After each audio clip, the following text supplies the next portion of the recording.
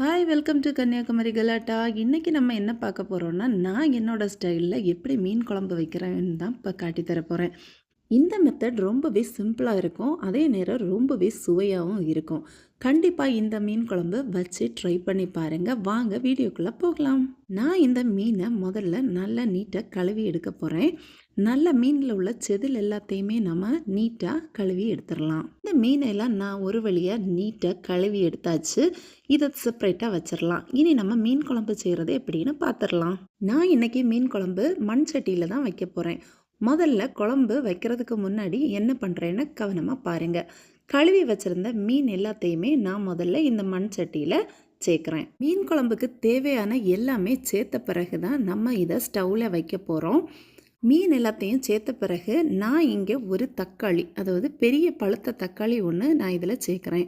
அது சின்னதாக நறுக்கி சேர்த்துக்கோங்க. இந்த மீன் குழம்புக்கு நம்ம தேங்காய் அரைச்சி தான் சேர்க்க போகிறோம். அதுக்காக நான் ஒரு கைப்பிடி அளவு தேங்காய் மிக்சி ஜாரில் எடுத்திருக்கேன். இது கூடவே நம்ம கொஞ்சம் ஜீரகமும் இதில் சேர்த்துடலாம். அடுத்ததாக 1/4 டீஸ்பூன் மஞ்சள் தூள், 1 டீஸ்பூன் மிளகாய்த்தூள். மிளகாய்த்தூள் காரத்துக்கு ஏற்ப நீங்கள் சேர்த்துக்கோங்க. காஷ்மீரி மிளகாய்த்தூள் இருந்ததுன்னா அதையும் நீங்கள் சேர்த்துக்கோங்க, அது ஆப்ஷனல் தான். அதுக்கப்புறமா 1/2 டீஸ்பூன் நமக்கு மல்லித்தூள் சேர்க்க போகிறோம். இவ்வளோதான். அடுத்தது நீங்கள் தேவையான அளவு தண்ணி ஊற்றி இதை மை மாதிரி நல்லா அரைச்சி எடுத்துக்கோங்க. நான் இப்போது அரைச்சி எடுத்த இந்த தேங்காயை நம்ம ஏற்கனவே மீனும் தக்காளியும் சேர்த்து வச்சுருக்கோம் இல்லையா, அதில் நம்ம இதை சேர்த்துடலாம். பாருங்கள், இந்த மாதிரி நல்லா மை மாதிரி அரைச்சி கொஞ்சம் கட்டியாக தேங்காய் இருக்கிற மாதிரி எடுத்துக்கோங்க. இனி இந்த மிக்சி ஜாரில் கொஞ்சமாக தண்ணி சேர்த்து நான் அந்த தண்ணியையும் நான் இதில் சேர்க்குறேன். இனி ஒரு பெரிய எலுமிச்சை அளவு சைஸில் நான் புளி கரைச்சி வச்சுருந்தேன் தண்ணி விட்டு. அதை இப்போது இந்த மீன் குழம்புக்கு சேர்க்குறேன். இனி மீன் குழம்புக்கு தேவையான உப்பு நம்ம இதில் சேர்த்துடலாம். இனி நம்ம இந்த குழம்பை லைட்டாக ஒரு மிக்ஸ் பண்ணி விட்டுறலாம். ஒரு ஸ்பூன் வச்சு லைட்டாக மிக்ஸ் பண்ணி விட்டுருங்க. இனி இந்த மீன் குழம்பை நம்ம ஸ்டவ்வில் வச்சிடலாம். அடுத்ததாக கொஞ்சம் கருவேப்பிலை இலைகளும் நம்ம இதில் கொஞ்சம் சின்னதாக நறுக்கி இதில் தூவிடலாம். முழுசாக போட்டால் கூட நல்லா தான் இருக்கும். அந்த ஃப்ளேவர் நமக்கு ரொம்பவே நல்லா இருக்கும்.